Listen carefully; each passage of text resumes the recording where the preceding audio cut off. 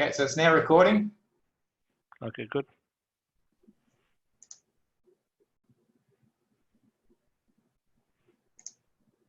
We've got attendees in. Okay.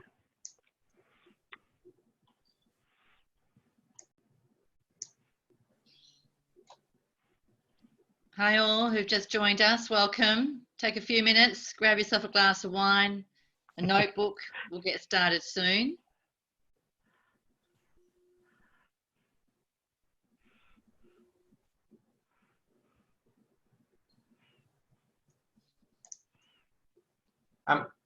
Ali, can we just have one attendee confirm that they can hear us, just for testing? Yep. Ask them to wave to you if they can hear you. Yeah. Yep. We can't see the camera, so who would you like to turn on, Ali, in the attendee list? Look, I don't have the attendee list in front of me. Just turn anyone on, Okay. one person, and we'll ask them. And tell us the name. Jan Rogers, are you able to speak for a moment? Yes, I can. Okay, you can hear us okay? I hear you fabulously. Thank you. I'm just trying to get a picture of me up rather than my...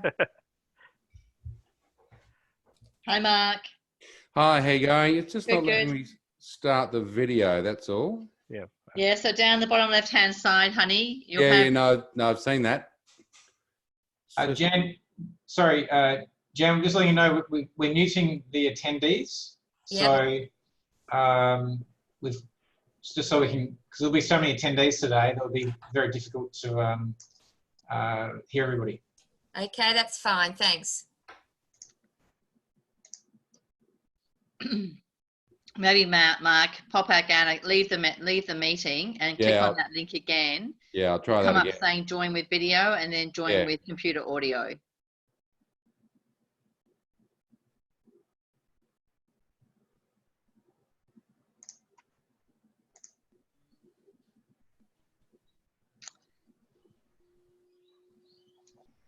Thanks, Di. Appreciate you telling us you can hear us. That's awesome. Justin, great. And Catherine, hi all. It's a strange world we're doing this in, right? When we've actually cancelled this on the 11th of March, that was just the beginning of all of this kind of COVID business. And here we are virtually in lockdown. 3.5 weeks, 4 weeks later. So, but we weren't going to disappoint you guys. We were definitely going to actually make sure that we were still here to host this event. And I'm very grateful to Colliers International for allowing up to 130 people to join us tonight on this kind of like virtual world. But I hope you've all got your glass of wine. I hope you've got your notebooks. We're just waiting for Mark Atkinson to dial back in again. He is in. He's in. I'm here. Great. We've got 40 people so far joined us. Fantastic. Nice to see you all here. We'll give it a few more minutes because we were, like I said, expecting about 130. How much nicer is it having not to travel? But I am missing Colliers 26th level up on that beautiful skyline, having a glass of champagne with Ali and Mark. I am missing that. So. Well, Sam, next time, there's always going to be a next time. So hopefully next time we can meet in much better circumstances and probably do it in our office rather than doing in a virtual world. But virtual world, it works, and that's a good thing, and everyone can stay home and still listen to us. Yes. I think that's definitely an improvement. The view from the office and the free drinks on Colliers were the only reason I agreed to. Come on now. But anyway. And Mark is wearing a suit. You're looking very plush, darling, with his banner behind as well. Oh, you are all good. All right. He promised me he's going to have a glass of wine. Have you got a glass of wine on your desk there, Mark? No, I don't as yet. I've just got to organise my wife to get me one of those. Hasn't happened as yet. If I yell out loud enough, maybe it'll happen. All right, so we've got 46, 47 people there, so we're just going to give it a few more minutes. Guys, before we get started, as you can possibly tell, we have muted all the people attending besides Ali and Mark and myself, only because obviously when people try to talk, it's very difficult when we can't actually visibly see you or engage with you that way. So what we're going to ask is down the bottom, you've got a Q&A. Can you see that Q&A at the bottom of the actual screen? That's where you can actually type in your questions and answers. And that way then certainly we want to make it as engaging as possible for you. We are recording this session, so we definitely can then also post this session on the website. So if you do get caught away, don't stress. We're going to try and keep this to the hour, keep it nice and sharp and moving fast, so that we can then make sure that it's punchy and as informative as possible. All right, we're up to 53, so I'm going to give it another minute. Maybe you could actually just tell me how your day has been with this new COVID-19 situation. Pop that in the Zoom webinar chat. I did tell Ali and Mark today, I was going to ask them, what is your one tip for surviving COVID-19? Ali, are you free to tell us what you think now? Look, I've always said, stay safe. That's all. Stay safe. I think 2 words, and that's what everything, all the steps we are taking, is based on staying safe, and then we'll work through this. We'll all come out on the other side, and we'll all be together. That is correct. That is correct. It's just a small pause, even though none of us like to pause. Me in particular, I hate to pause. Mark, what's your one tip, darling? Well, I said a funny one this afternoon, but the serious one is to focus. The degree of focus you need is higher now than ever before. And that's hard when you're juggling multiple roles, of course, but it's absolutely essential at the moment. Yep. My tip is please leave some toilet paper on the shelves. That would be helpful. Okay. I actually had to call a colleague of mine who knows someone in Woolworths, and he delivered me a 24-pack this week. He is now my new version of hero. What can I say? All right, we're up to 58. I'm going to try and get us kicked off because I would like to actually kind of like not waste any more time, but that's great that we've got 58 actually on the session here today, so thank you. And what we're going to do is kind of like get started with the PowerPoint. And like I said, we've already got 2 Q's and A's in our little box here, which is fantastic. So, oh, lovely, Justin. He said, my tip, be kind to yourself and others. That's exactly right.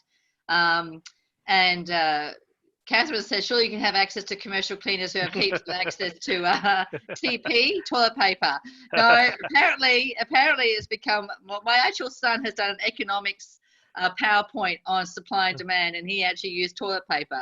When else would you see that happening? Is it from 2020? So, but thank you for those 2 comments. Well, true story. In one of the commercial buildings we manage, they actually ran out of toilet paper because some of the floors, they were filling it up in the morning, and by mid-morning it was disappearing. So yeah, people were desperate. All right, so we've got 59. Welcome everybody. How nice to see you virtually tonight. Thank you to Colliers and also to Mark Atkinson from Atkinson Legal for joining us in what's going to be, I think, a short-term kind of new reality until at least the next 3 months, fingers crossed. All right. So, Ali, I'm going to get you to go to the first slide if you can. So, as I said, guys, we have muted you. And what we're going to do now is if you want questions and answers, please do them on the bottom of the screen. Tonight, we've got a bit of a procedure happening, you know, in terms of why are we actually here. So if we go to the next slide, please, Ali, darling, that would be great. So I'm on a council of owners. You would expect that, right? In the apartment that I own, that is an investment property. And I have really become quite clear on the fact that not a lot of people understand what that role is. And a lot of lot owners also don't understand what their rights and responsibilities are.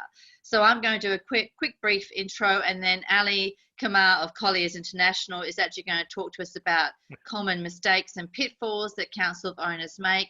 And then Mark Atkinson is going to talk to us about that new strata regulations that are coming through. And then we're going to do the Q&A. So next slide, please, Ali, if you might. All right. So like I said, not everyone gets the idea of living in strata. And, you know, we've done this research last year that shows us there's people living in strata for less than 2 years, right through to people who've been living 10 plus, 20 plus years.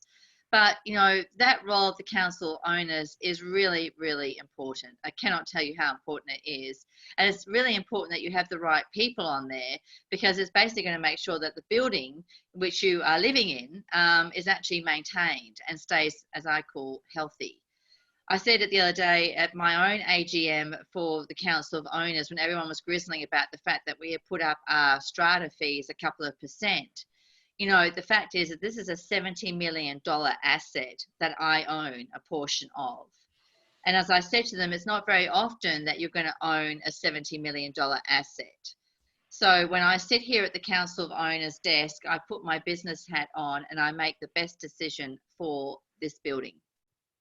And it's as simple as that. Now, is there sometimes biased on that Council of Owners? Yes, and I call it out. And we also ensure that our strata managers attend every meeting. So if I feel there's actually something not quite right, I can at least check with my strata manager if I'm on the right track. And she puts us on the right track. And that's very, very important. So if you're not having a strata manager attend your meetings, I suggest that you start thinking about having that happen straight away.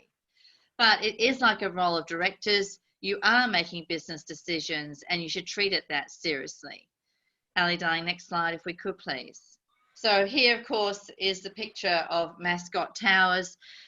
Many of you know about it, of course, and the reason why I put this building up is because I recently attended a couple of conferences over in Queensland and also Sydney. And I actually heard from Dr. Stephen Foster, who was involved in the investigation of Opal Towers. And they've actually now, the developer, fixed the issues within Opal Towers, and the residents have moved back in, and the developer's actually given a 20-year warranty on those repairs. Now, how does that contrast starkly to Mascot Towers? A 12-year-old building. The owners did not actually conduct the regulatory required 2-year building inspection, nor did they actually conduct a building inspection yearly after that, which I am now doing in my own building and endorsing everywhere else. And they are now facing close to a $12.5 million lend from a strata improvement loan, which means that their strata fees will pretty much triple. Now, the question is, which camp do you want to be in?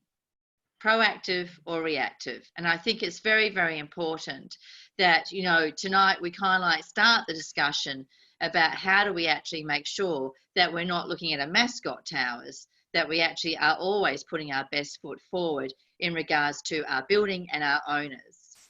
Next slide, please, Ali Dale. All right. Before we get over to Ali, what else are we doing here at WA Apartment Advocacy? You'll be pleased to know that I'm not snoozing, despite the fact that I am housebound and not travelling as much as I normally would. I actually am working with the WA Building Commission now in creating an education kit for apartment owners and buyers. It talks about what are defects. It talks about what you can do to actually take any actions if you need to take actions. It has the new regulations, of course, which are coming through. We're looking to launch that mid-July and then take it nationally, because there's no booklet like that anywhere in Australia. So I'm very pleased to be basically championing that with my sponsors. We're also looking to make sure that we have a minimum 12-month defect period with all new apartment builds. We want to have licensed water. We want to actually have water membrane installers. That's the guys that actually make sure that your apartments are waterproof. We want to make sure they're licensed, because if we actually can do that, the likelihood of actually having water penetration issues will be drastically reduced. And we want to ban all combustible cladding products. And in Queensland, they are already down that pathway. I met with Minister Wynn's office in Melbourne 2 weeks ago, again virtually, and they're also prepared to take that path. And I'm going to be advocating for that in WA, because seeing what's happened in Melbourne, where you've got 4,500 buildings that actually have got combustible cladding on it, 1,500 in Sydney. You know, we're talking about a 600 million kind of like kitty from the state government to try and help that situation. Really, we don't even want to have it happening in the first place. And WA is a little bit lucky in that we have managed to avoid that to a certain extent. So let's not invite that hazard into our lives anymore. All right, so that's all from me. Please, obviously, like I said, stay in touch with us. it feels foreign not to be standing in front of you, engaging with you in a more direct way. But I hope that you are going to find this kind of like session worthwhile, and that we can certainly help answer some of your Q's and A's. So I'm going to kick off now to Ali, and I'm going to snip in between Ali's points here, so that I can have my little bits and pieces of information. But yeah, Ali, off you go, please, darling. Thank you, Sam. Thank you for giving it to me. And of course, thank you very much, because you're the one who came up with this idea of this seminar. And I was actually thinking of canceling or delaying it. And you actually came up with the idea of changing it into a webinar. So most of the credit of why we're here goes to definitely you. We're sitting here because of you, and hopefully what we have to say today will assist some people somehow. And that's the goal. Moving forward, before we get into Mark's nitty-gritty of what the role of the Council of Owners is all about in the new Strata Titles Act, I just wanted to discuss what Colliers is all about and share some issues we face during our strata management and our strata managers while they're performing their role. Colliers itself. Colliers, I think some of you are Council of Owners for some of the buildings we manage. When I was looking at the list, I could see them, but others who don't know us, we are a real estate firm. Our start was, of course, commercial and retail real estate, but we have a pretty robust residential department now. We have quite a number of staff in Perth. We do sales, strata management, property management. I head the strata management and the residential property management part of it, and the sales staff is, of course, separate. So some of the issues that we deal with, I think the first one, the one that came up the most, is the difference between a body corporate, which is the strata company, and strata manager. And I think that comes up so many times that I wanted to discuss this in detail, that some of the time, not only the owners, the Council of Owners are sometimes confused of what is the difference. In the end, the strata company is all the owners. They are the shareholders in a company which is based off the whole complex with their voting. Now, they have obligations to run the whole building. They elect a Council of Owners from its members, and then they have the authority to pass on some of those obligations to a strata company, which is a professional body which has experience in managing different stratas.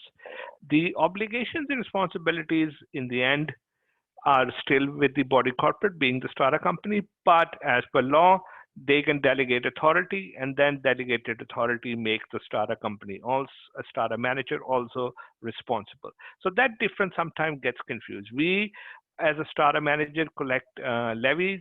We keep it in a trust accounts for part of strata company, and sometimes the owners lose sight of the fact that the money they're giving it is not to Colliers International strata manager.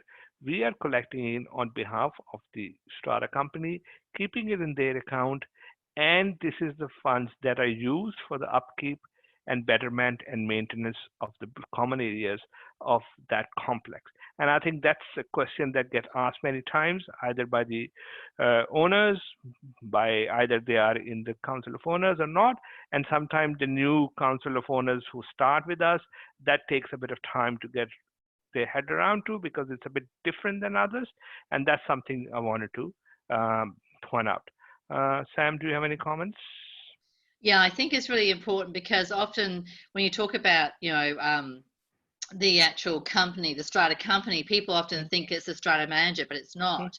The strata company is the lot owners, because you are, as you said, shareholders. And I think that's a very good way of looking at it. Yeah. It's very important that people, and you'll come onto this, but people don't also kind of like utilize it for their own means. It has to definitely be about making sure that that building is actually sustainable, and you don't want to have a crack like what we saw in Mascot Towers. That's just, that's just a nightmare. So we definitely need to make sure that you're aware that you have responsibilities if you own an apartment, or if you're on the Council of Owners, you have responsibilities in both realms.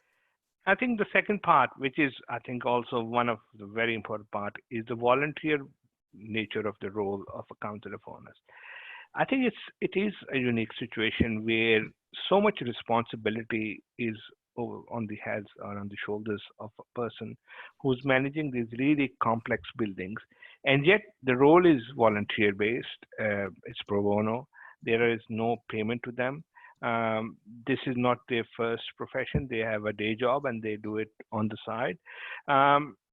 Colliers, look, for us, we are a bit unique situation in Strata because most of our Strata managements come on the back of the plan sale because we have a very robust sale department. So that's why most of our buildings are bigger buildings rather than smaller stratas. Now, these big buildings are literally as big as any complex commercial building. In a commercial building, when we are dealing with the landlord, they have some very sophisticated asset managers being paid a lot of money to manage it on their behalf, who interact with us and then give us instructions while we are managing their commercial buildings and commercial property management or shopping centers and retail shopping centers. In residential buildings, in a strata building, we are dealing with some people who've been elected because they are owners, not necessarily have the expertise, have a volunteer role, and that puts a bit of stress on the whole system. They have duties. They have fiduciary duties, and I think I'll leave it Mark to explain it. What are the duties and obligations they have as per the law, and how they're changing with the new Strata Taxes Act. But that's, for me, is a big concern that some of the time the Council of Owners don't really understand the exposure they can have, and to ensure that when they are performing their duties, they are performing, as you mentioned, Sam, as a board of directors, because to the best of their professional expertise and whatnot, and that's a concern. Sam? No, I agree totally. Yep. I think that. I think another issue that we face is expenditure on non-budgeted items. Of course, most of you who are in the Council of Owners know that we do a budget, we get it approved, and once that budget is approved in a AGM situation, after that, we are stuck with that budget. There's a lot of times when Council of Owners ask us in different buildings, in different scenarios, that they want to spend money on these items which are non-budgeted. And I think sometimes it gets difficult for us to make them understand. Once you set up a budget and you get it approved in an AGM from the shareholders, as we speak about, it's binding. It's not. It exposes them as a Council of Owners, exposes us legally and with the insurers on as a strata managers to spend money on not something which has been approved by the whole body of shareholders or strata company. They can go and have an AGM or wait till the next AGM to make sure that they get the approval to spend it on whatever they want. But sometimes there is a lot of pressure being applied on us to say what we need to do and how we need to spend the money because it was not budgeted properly. And that's a concern that also comes up many times with different buildings, different scenarios, with a small amount and sometimes very significant amounts also. So we need to push back and say, look, we can, but let's wait till the next AGM, put it in the next budget, get it approved, and then you can spend it. Then it's fine. Once you have the approval, go ahead. I think the important thing that we need to make sure. clear here is also that your sinking fund, Ali, is really for maintenance and those kinds of things, right? Yeah. It's not for capital expenditure. And and you may look at that money and then you think, that's $2 million, $3 million, and you may want to go and spend it, but don't. Because really, at the end of the day, you know, this was what came up with the seminars I attended over East. Is that, you know, Mascot Towers, they have got a sinking fund, but that sinking fund is not to repair that crack in their building, which is going to be $12.5 million. And they have to take a strata improvement loan for that, right? And so not only that, I think in the situation that we are right now, it's very relevant. The reserve fund, sinking fund, or non-budgetary expenses. I think we can now see the trend where not every lot owner will be paying their levies. in the situation, and it's a very sad, delicate situation, and we all understand COVID-19 is affecting all of us in different ways, shape, and form, and this has created financial stress for some people. And when there is financial stress, you of course delay your bills or you cannot pay. In the end, a building that is being Strata managers has the budget prepared, and the levies are based on that budget. If some of the people don't pay, then this could stress, because these funds are being used for the betterment and upkeep of a building. If the funds are not available, it's very easy to say, okay, we already have the funds, because they get a report. The Council of Mayors get a report every month which shows this is the cash in hand. And if you say as you said, millions of dollars stashed up in a reserve fund, it's very natural that you say, okay, look, you haven't paid your landscaping bills, or you haven't paid your cleaning bills. Let's go and raise the money. You can't until and unless you again go to the AGM, change the purpose, get the money to admin fund. Those reserve funds are for a purpose. And you cannot, a council of owners does not have the option to use them for improper purpose, which it is if it's used to pay your bills, because you don't have the funds or the budget being approved and being levied has not ended up people paying the cash. And I think that policies and whatnot need to look at. But that's the concern that's starting to come up in the last 1 to 2 weeks, as some of the projects are going through their levy due dates. And I see this happening a lot more, looking at the trend if we don't go back to normalcy in the next 1 to 2 months. So I think that's a concern we all need to look at. I think that we will probably see a deferral of people paying their strata fees maybe for the next 2 quarters. But you must always, and you would agree with this, Ali, enter into some kind of payment plan with that resident and actually formalize that. Do not just let it lapse. You need to ask your strata manager to follow up and talk about a payment plan. Mark, you were saying something? Yes, Ali, of course, Sam's has stolen my thunder there. Sorry, Dan. We are recommending that people proactively create a repayment plan that's equitable for everybody.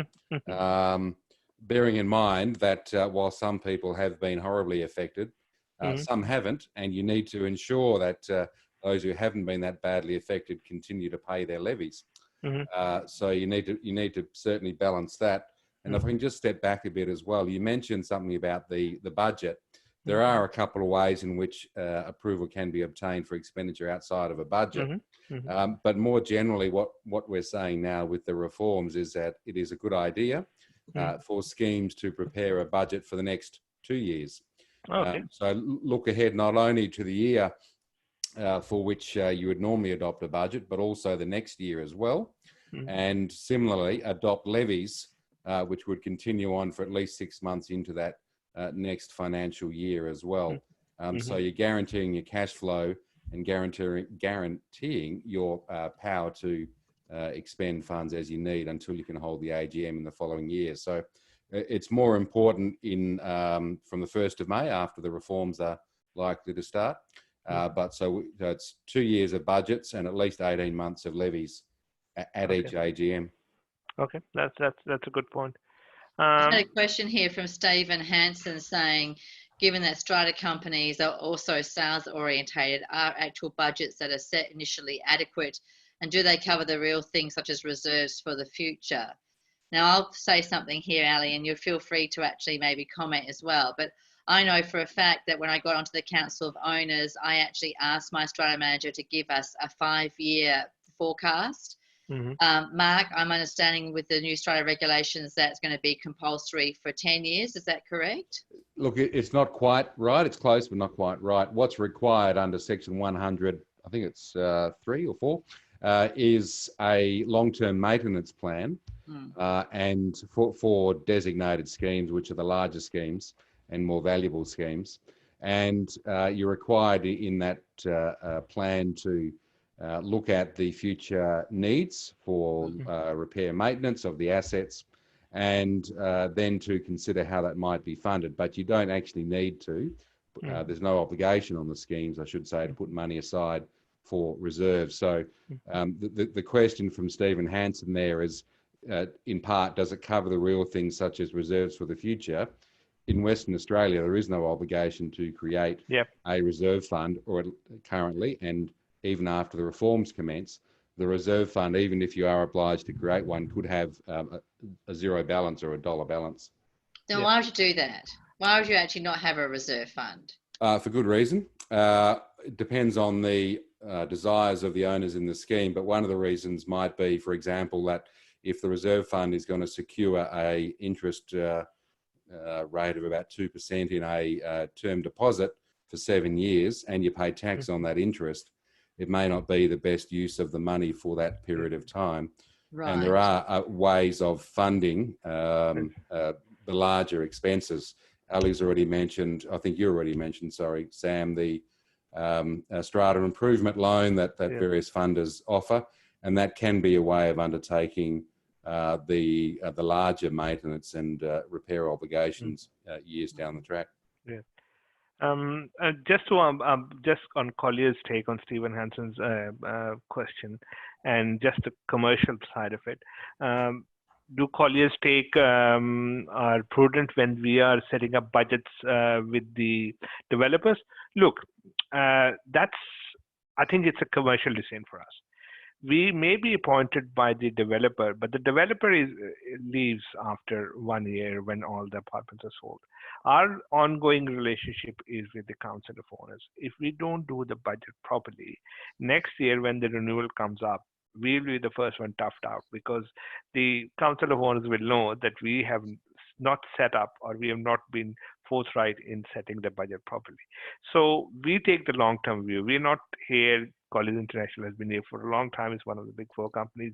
We don't have that view just to make sure that we are prudent enough, we cover everything, and we make sure that at the end of the year, after the first year, the budget that's been set up for the first year, it was adequate enough to meet all the expenses, and that in the middle of the year, the Council of Owners does not have to go back for an EGM to get additional budget items done just to pay the bills. So that's one of the answers. It's a commercial imperative for us to make sure that for our longevity of our Strata management contract, we make sure that even when we are with the developer, we're doing the right thing by whoever the Council of Owners may be tomorrow. The second thing is reserve funds. I can tell you anecdotally, and this is evidence based on work, in the last 12 months, whatever budgets we have prepared for buildings that have started, and I'm not going to go into the actual building names, almost all of them have a reserve fund. So the developers have understand that, and the trend has changed. Before, developers were not putting in the reserve fund, but in the last 12 months, we're seeing more and more developers who are starting off the planned projects. They are putting in a reserve fund right from day one, rather than waiting for the Council of Owners to come up and start a reserve fund in year 2 or year 3. So that was some commercial aspect of Stephen's question. Anyways, we digress. Let's move forward before we get here.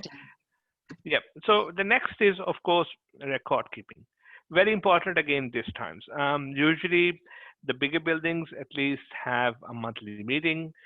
In the monthly meeting, the decisions are made. Those decisions are then minuted usually, and the minutes are pretty comprehensive. And we see, and usually, everyone understands that.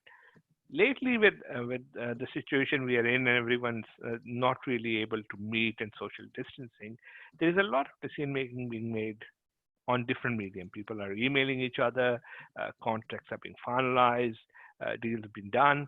And what I think probably we need everyone to understand is, once you start doing that on emails and start making decisions, it's a slippery slope.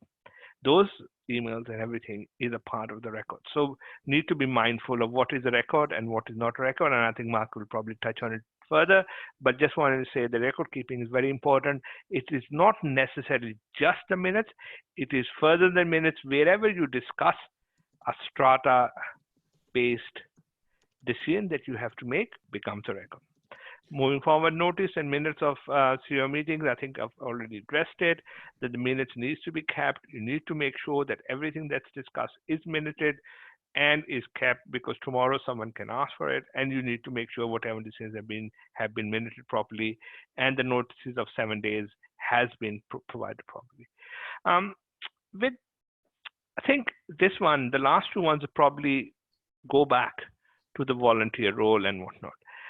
Sometimes we feel that there is no consistency in implementation of, say, bylaws. Bylaws are very important. They're set up at the start, and they're done for a smooth functioning of any project. What happens is once council of owners come in, personal likes and dislikes start playing a role. We see that some of the bylaws are being enforced on some of the owners. Some of the bylaws are not enforced on some of the owners. Personal likes and dislikes play a role. I think we always say that let's come up with one consistent definition of a bylaw. And it can be different because sometimes they can be complex. But once we have a consistent definition, let's make sure that that consistent definition is enforced on all the owners, not necessarily some of the owners, all the owners. Personal interests, fine, everyone has them, we have them, I have them, we all have them. But when you have that role as a council of owners, you have a responsibility to the complex, and you need to make sure that they are the ones you look after, and you need to make sure that the decision makers are totally neutral and as per law and as per what you believe is any else owner will be. And of course, the conflict of interest, you need to declare them, even if it's a small one. Council of owners need to make sure that they declare the conflict of interest to the council of owners. And I think there is more coming about it. Again, Mark can probably talk about the legal aspect of it and the new Strata title and what is in store for us as far as the disclosures are concerned. So, I cannot emphasize that conflict of interest enough. I have on my council of owners a gentleman whose son is basically quoting us for electrical work. And I actually had to ask him to leave the meeting the other day so we could make the decision on which electrical company. But I'm now asking for 3 quotes for all works to be undertaken. And if there's any conflict of interest, you know, obviously, as Ali has said, Mark will deal with this in terms of the new regs. But I ask if there's a conflict of interest, that person to leave the room, because that would be the way you would deal with a board meeting or a council meeting with local government if there was a conflict of interest. So please, you know, that's why it's important to have your strata manager in that meeting, because they will call it out. But if you don't have that person there, please call it out, hey, because otherwise, how can you be guaranteed you're actually getting the best deal? And that's what it's all about. Okay, I think we should progress from there to Mark. Mark, it's all yours. Do you want to come back, Mark? Yeah, well, I'm just. Oh, I love it. Yeah. Thank you very much. Yes, very, very timely indeed. I got caught out. So I'm talking about the role of the council under the Strata reforms. Just about 10 minutes or so. And stop me if I go over, Sam, because I could talk about this for a very long time. I know you love it. It's great. Indeed. It is an area I've been doing for 20 plus years in my firm. There's lawyers with 125 odd years of experience, and we still get excited about it. So it's a good thing. The role of the council under the Strata reforms is changing. Sorry, a disclaimer slide has just come up. Please read that. My contribution this evening is not legal advice. It's important that that's established. Thanks, Sam. Next slide, or Ali. So I wanted to start just by looking at the current obligations of members of a council of owners. They're threefold. There are statutory procedural obligations to be found in the default bylaws at the back of the Strata Titles Act, or in the customised bylaws that a lot of schemes have. And they're the obligations to receive correspondence, bank monies, convene AGMs, convene EGMs when requested to do so. And they're fairly clear and obvious and don't cause too many problems on most occasions. The next source of the obligations is more substantive. It comes up far less often, and that's the fiduciary obligations that councillors have, to which Ali alluded. There's a case in New South Wales in 1968 where this was determined that strata councillors are akin to, when they act as strata councillors, akin to directors of companies. And in that role, they have fiduciary obligations. Now, those fiduciary obligations I could talk about for hours, but they're centred on two key aspects. One is disclosure of interest, which might be in conflict, and the obtaining of consent to acting in a position of potential conflict of interest, but also not securing a profit from your position or an improper profit from your position.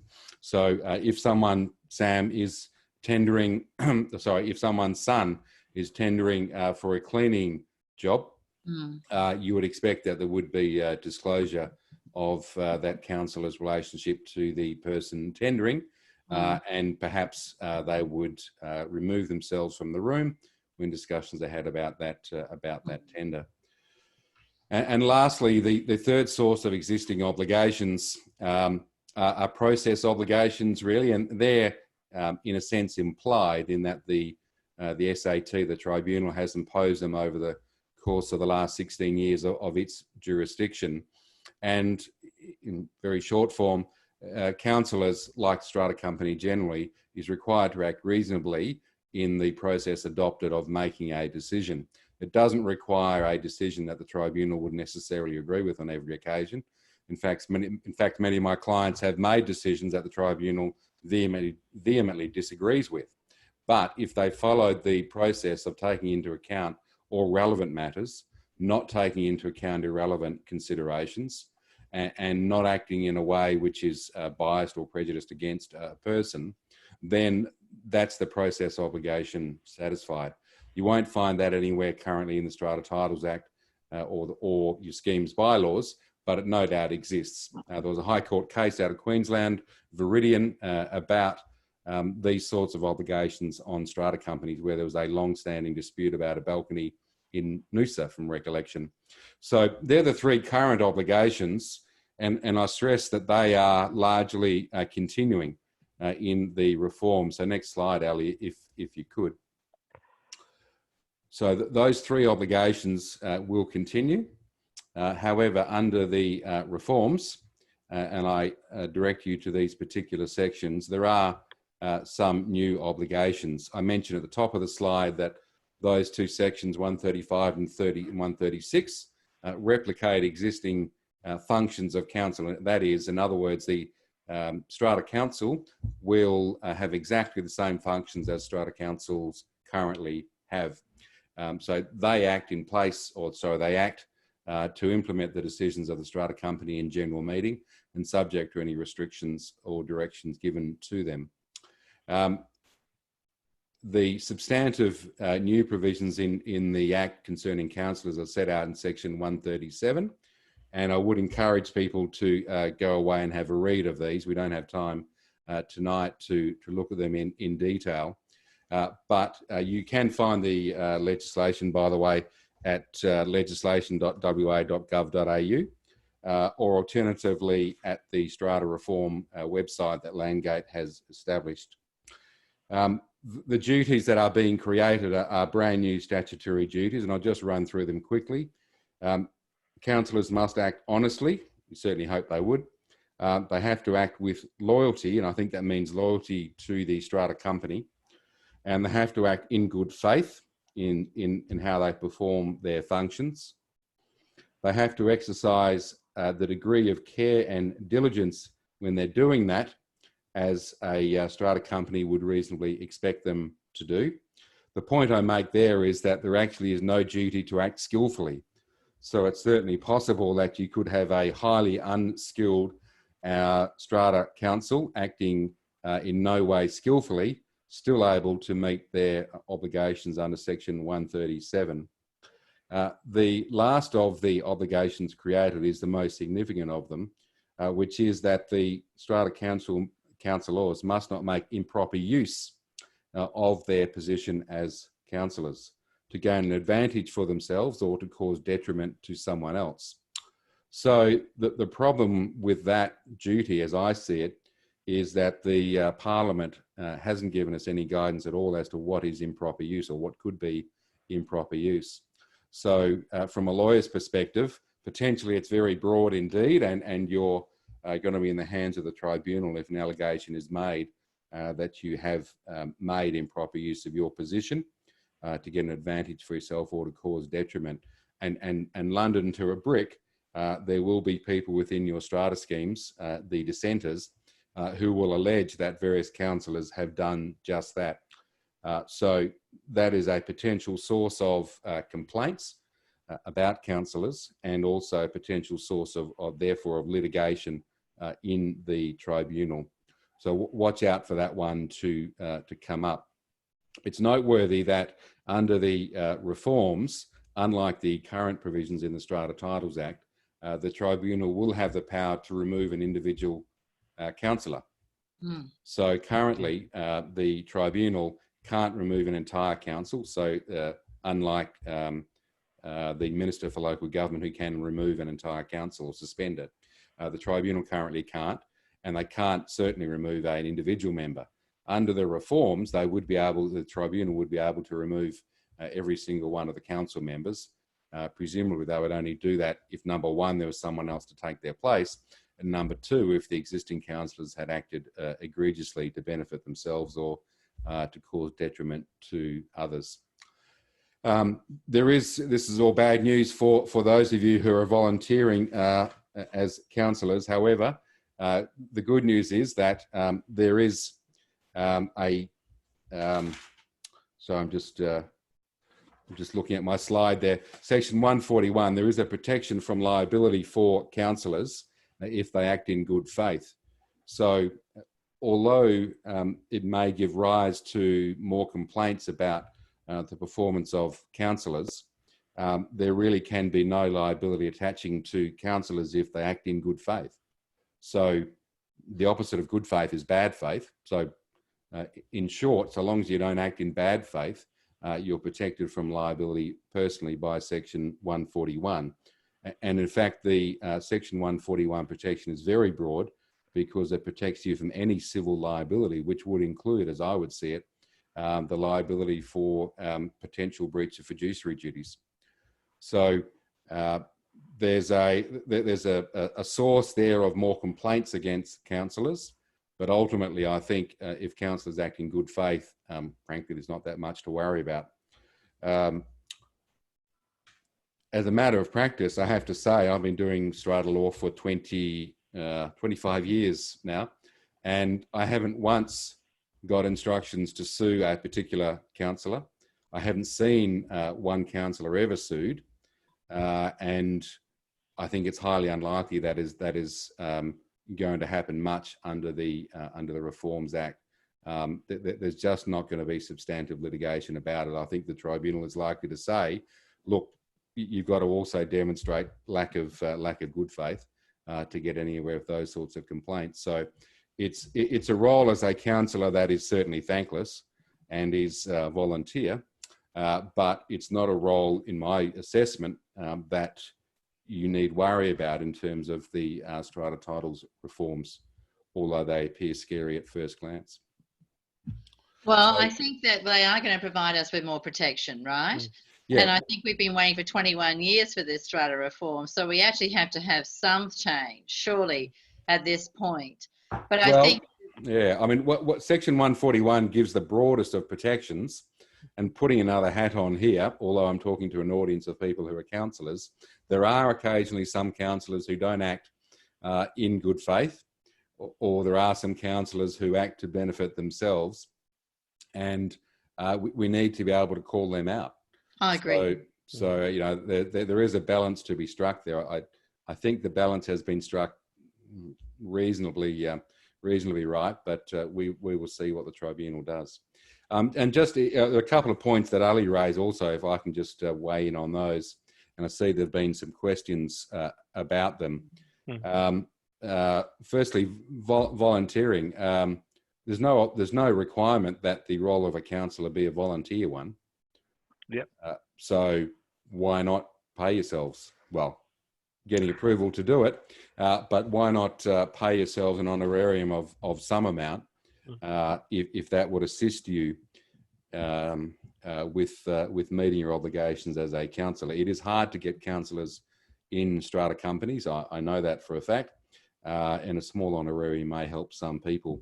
Also, on the question of record keeping, email is a slippery slope, and I say that because I've been in rooms with counsellors where I tell them that if there's an applicant who's asked to inspect all the records of the strata company, then any email they've exchanged between themselves about anyone in the strata company arguably is a record of the strata company, no matter whether they've defamed them or not. So would need to be able to be inspected. So just watch out.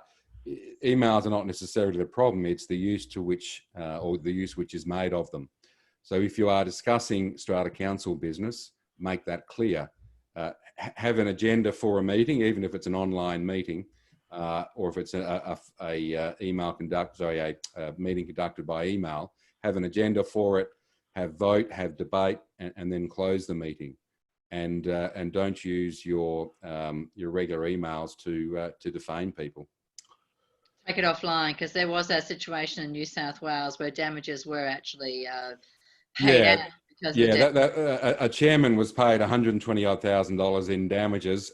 Fortunately, that was overturned on appeal, Sam. That was an outrageous decision. I thought it was, but it just goes to show, right? So you've been living in these buildings with these people for quite a long time, I take it. So please be nice. I think it's very hard, isn't it? Because sometimes in council owners, you have conflicts of personalities. I know I have them. Yeah, they're the best source of my work. So long may they continue. It's just that as a counsellor, you need to be wary of being forced to allow that person to inspect every single one of your emails in which you call them every name under the sun. Yeah, that's right. You have to ask yourself, how would I feel if my mother read this? And then if it's not good, then then decide not to do it. And listen, nowadays, even texting, I would think, would also be something that you could also be checked on, correct? Sure. There is some guidance provided about the extent of that obligation. Two recent cases, if people want to go away and look them up. One in the tribunal involving a scheme, the owners of Terrace Place, in which we were involved, and another scheme, owners of Queen's Riverside down the bottom of Adelaide Terrace there, which Ali would know something about, with an owner missing Werder who took the strata company to the tribunal, and then it went on appeal to the Supreme Court. Have a look at those decisions about that issue. And as a council of owners, you do not want to go down legal pathways. I know that's not what I should be saying with you in the room, Mark Atkinson, but darling, I do think you would agree that, don't be litigious unless you really, really have to be, huh? That's an outrageous thing to say. No, the truth is I get more joy out of giving people advice about how to avoid litigation than spending their money in a hearing room. So definitely. All right. So shall we go some of these questions? So Norman's asked, if an owner takes it upon themselves to do work on common property without permission, what can the Strata Council do? Oh, that's very naughty, naughty, naughty.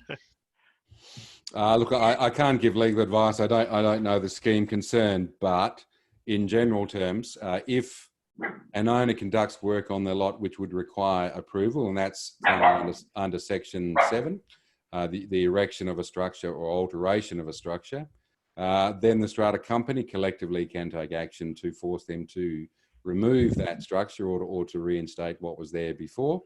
If it's on common property, then the strata company itself can rectify and then decide what they do. In fact, that's what I was doing just before I came on, looking at that very scenario where someone had repeatedly damaged common property. But it's the strata company's job to manage common property. It should reinstate and take whatever action it thinks is necessary to stop a dissident owner from continuing to damage common property. Now, I know in my building, I have a gentleman who actually, by all intents and means, actually is next door to me, and he has these massive pots full of sand and plants. And we're concerned about the weight bearing load, and he refused to get engineering reports. So we actually got an engineering inspection done, an engineering report done, and it's shown that he has to move those pots. But the thing is, sometimes as a strata company, i.e. the lot owners and council of owners, you have to pay for that report. Okay, it might have cost $400, but at least now we have the right data to tell him you need to move those pots before you start causing some real damage to the structure of the building. That comes back to that decision-making process obligation that I talked about before. So if you act without taking those considerations into account, then you are going to get stung. If you get that advice and you act on that advice, you're giving yourself as a councillor protection. Yeah, correct. So, you know, it may be against your grain to actually pay the $400 to do the report, but as I said to my council of owners, if we don't do it, we're going to be looking at a much bigger issue down the track. So as far as I was concerned, it was good money to pay. All right. So couple of things. Sorry, Sam. Just a couple of things. Colliers' perspective. Yes. I just want to. There's some questions I think are probably some specific Colliers projects that has been asked. Not going to, again, this is more of a where we're covering general issues. If Yes. someone has issues, definitely ask us the question in email directly and Please. we'll be able to do it. I'm not Yes. going to probably discuss the specific ones. Yes. There are a couple of and I think couple of questions. Yeah, sorry, Sam, I'm cutting you off. I think Scott is definitely that category. So Scott, Yeah. please, could you actually direct your questions to Ali after this seminar, please? Thank you. And a couple of questions about contractors and the best rates and whatnot. I think different companies deal with it differently. If it's regarding Colliers, the way we deal with it, because predominantly we have a very huge commercial and retail portfolio, we have a preferred contractor system where we vet the contractors and appoint them. And there is a limited number of contractors for every trade. Having said that, because we vet them and we ensure that they have all the licenses, the insurance and whatnot, they're not necessarily the cheapest, but we believe the quality is the best. Sometimes in residential, that is an issue because some of the projects and complexes are looking for the cheapest option, not necessarily an option which is not the cheapest, but we are comfortable with their quality because they're working on commercial and retail building for us. So there's always that issue that comes up. We can always say that whenever we get a contractor, the quality is guaranteed. We can never guarantee if they are the cheapest or not, just because of the reason is that we are going for a quality one. So that was the other one. And now then, hello, Donovan, the question was, what is the role of Strata manager? I say it's what you want it to be. Because the obligation is Strata company, they are the ones who delegate the authority. So some of the council of owners give everything to Strata managers. Some of the council of owners who are more proactive keep a lot of stuff to do themselves. And that's why I think we have a management agreement with commercial, retail, Strata, residential. Strata is the one that's the most different, where there is a base fee and there are additional fees. And I think it's before our time why this is there. And I think this is to cover because different council of owners want their Strata managers to do different things. So that's why additional fees make sense, because if you want just a basic service, there's a basic fee, and then some of them want them to take more responsibilities, so the fee cascades up, and rather than having a contractual issue, you have it in the contract. And I think that's the basis of why Strata management is different to different projects, is different to different councils, and even different to different council of owners within the same council. So I think it's all about the scope of works, right? It is. Important, right? That you understand what it is that you want. So we actually brought our strategy manager in. She attends our meetings. She takes our minutes. She does our agendas.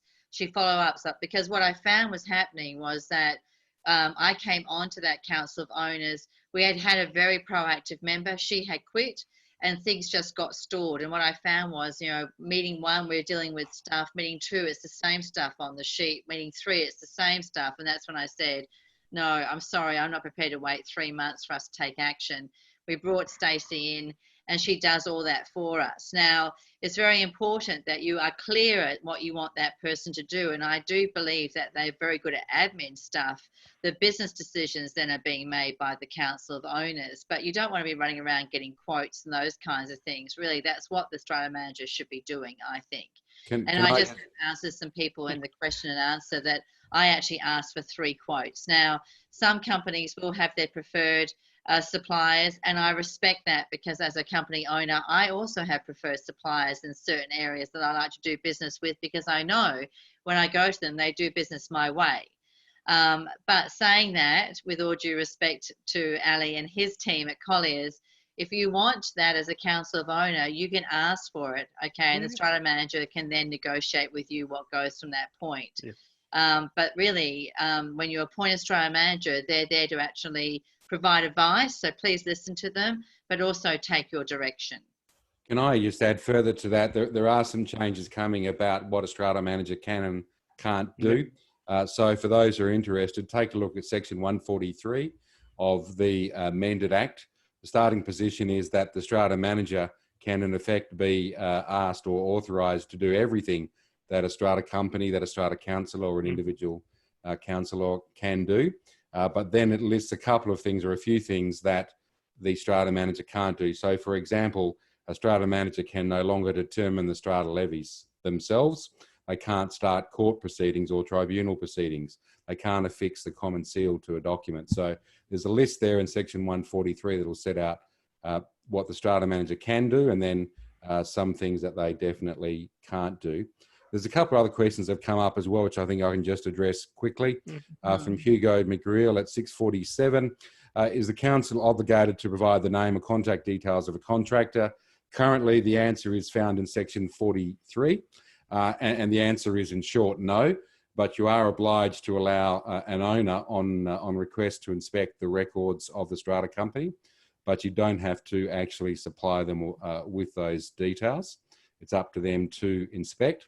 And Nancy Hadarden at 654, can you change a building's bylaws when you're a fairly new one? Absolutely.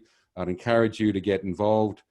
Keep an eye out for when the next general meeting is. If you want to put a particular bylaw up, then you can get that on the agenda and ensure there's a vote on it. Mark, Julie Roberts-Smith there as well. Can Council of Owner approvals be delegated to another member? Council of Owner was wanting to do a portfolio system, but Strata manager said not possible. Look, I couldn't advise specifically because it does depend a little bit on the bylaws. The starting point is, for me, is it's not a good idea. Because it is a unitary system where the Strata Titles Act creates only one decision-making body at that level, which is the council. So you still need to ensure, even if you have a portfolio system, you still need to ensure that all the necessary decisions are made at council level. Can you explain portfolio system, please? So if, let's say you have a council of 7, you have an engineer within that group, and you might say, look, you the engineer, can you deal with all the requests for alterations to lot and how we might deal with them? And whilst that councillor can be given the primary job of looking at them, they certainly, as an engineer on that council, as a single councillor, can't make a decision for the council. They can make recommendations. Yep, it has to go back to the Strata Council collectively. Okay, great. Dan has asked, is the Strata manager the custodian of the records, and how is access to the records determined? Look, again, it comes back to what the Strata Management Agreement provides. Strata managers typically are pretty good custodians of records, and access to the records is determined by 2 things: the Strata Titles Act, section 43 currently, and also the Strata Management Agreement. So section 43 says you have to let owners inspect records on written request. Right. Now, there was another question here about if 2 council members represent 2 different entities with separate ABNs but share the same parent company, is this a conflict of interest? I would say if they're providing services to the Council of Owners, correct? Oh, look, I couldn't really advise on that. There's nothing inherently of the nature of a conflict if you've got 2 different companies who own 2 different lots in the scheme. It's a question of what other relationship they might have with that strata company. And maybe if you want to, Alex, just give us a bit more detail. I've got here, Ron, who pays for replacement lighting on balcony walls? If it's common property, it's the strata. If it's your property, it's you, correct? Yep, subject to whether there's any exclusive use bylaws in place. Yeah. Good question by Peter Higgins. Actually, even I want to know the answer. Mark? So, look, time's up. Well, and I think this is a good one because and I'm going to read out Peter's question. What's the chance of the government creating legislation that ensures the developer has money in a fund as security to cover warranty issues? Now, I understand, and tell me if I'm wrong, Mark, but if you actually have an Australian standards contract between the developer and the builder, then there is actually a retention clause in that contract. That would be the same as an HIA or MBA contract too. Is that correct? So look, I can't give advice about that. It's not my area of expertise. But what I can say is that there are some changes to the law in strata law coming, and there is a subrogation that's to happen for new builds. So strata companies will be subrogated to the developer as against the builder. So from the commencement date of the reforms, there's certainly an argument that strata companies could have access to that retention fund that is commonly kept. As for whether the government's ever going to mandate it, I doubt it. It was tried or is being tried in New South Wales. From my perspective, from what I hear from my colleagues in New South Wales, it doesn't necessarily work out. The money sits in an account, often doesn't get spent in time, and then it goes back to the developer. So you pay more up front for this retention fund to be held, and then the developer gets it back a few years down the track. Doesn't seem like a good idea to me. But look, we don't know yet. Has a guarantee for the apartment buyers that there's money there for warranties and for those Phoenix companies that disappear overnight. So I can understand. Yeah, look, there have been some horrible circumstances. Take a look at the old soap factory collapse where there was a builder who went bust. There is no one answer. I don't think that's the correct position. There is no one answer that's going to fix the defects issues that arise within strata schemes or any buildings. Now, Nancy's raised an interesting question here. What strategies are used to reduce spending on a building but also not jeopardising the maintenance functioning of the building? It's a very fine line. Nancy, there may be ways that you can generate extra income for your building. I've heard of some apartment buildings putting mobile towers on their roofs, ATM machines in their walls. There's a way to actually add extra income, but I would suggest that you don't want to be mean in terms of maintaining or frugal in terms of maintaining your building, because it will impact on the way it appears. And when you want to resell, you want to appear as neat and smart as it was when you first bought it rather than worn down. So just be very mindful. Any other comments you'd like to add to that, guys? Look, what I would say is, and even for smaller buildings, the time is coming that every building needs to have some sort of a facility manager or a building manager. In the end, strata management is a admin role, and it does all the duties and whatnot. They're not engineers. They don't have that background.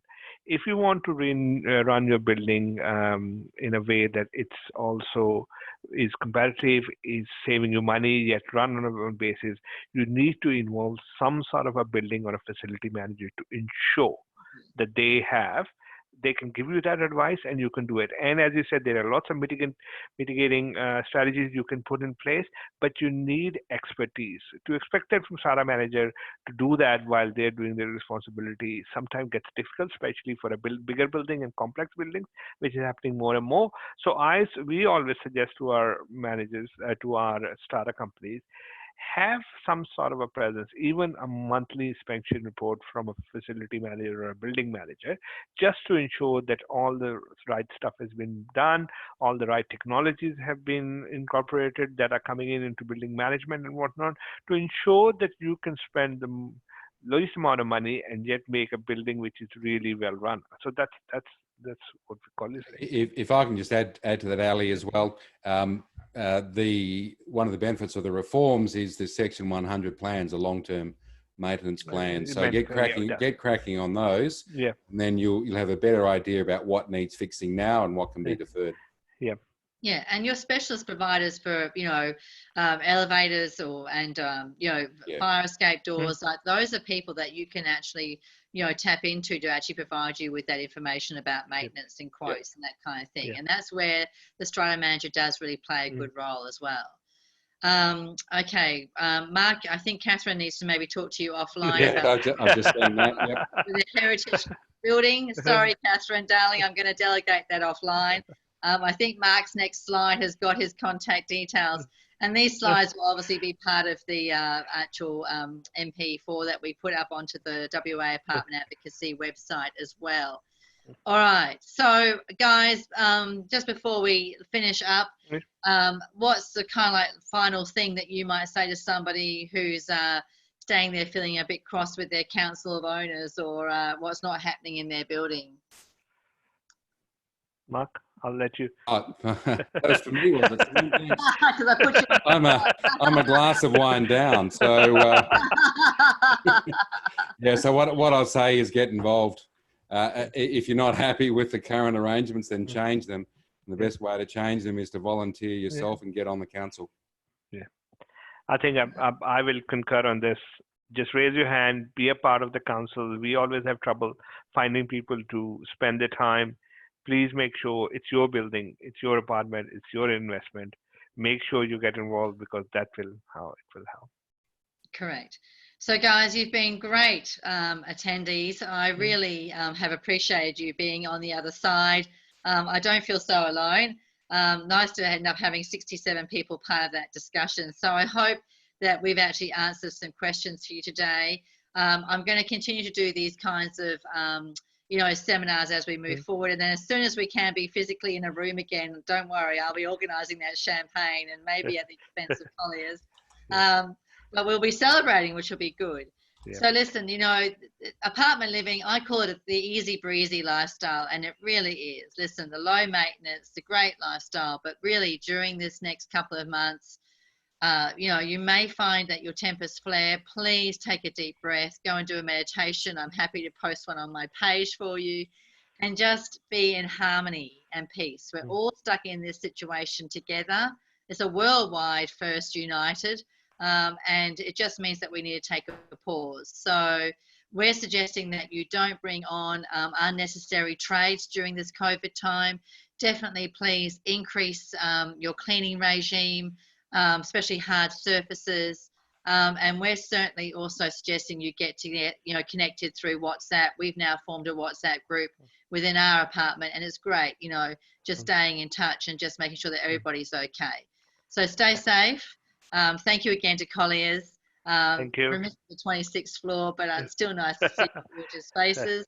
Mark, I hope you haven't drunk too much, darling. And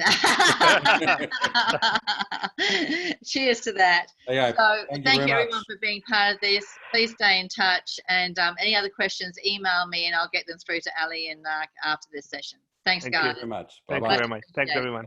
Bye. See you all. Bye. Bye.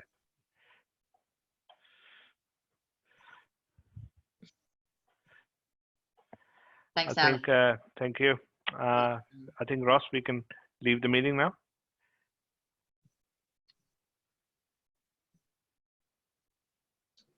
Okay, Ali. I'll just finish the recording and that should be it.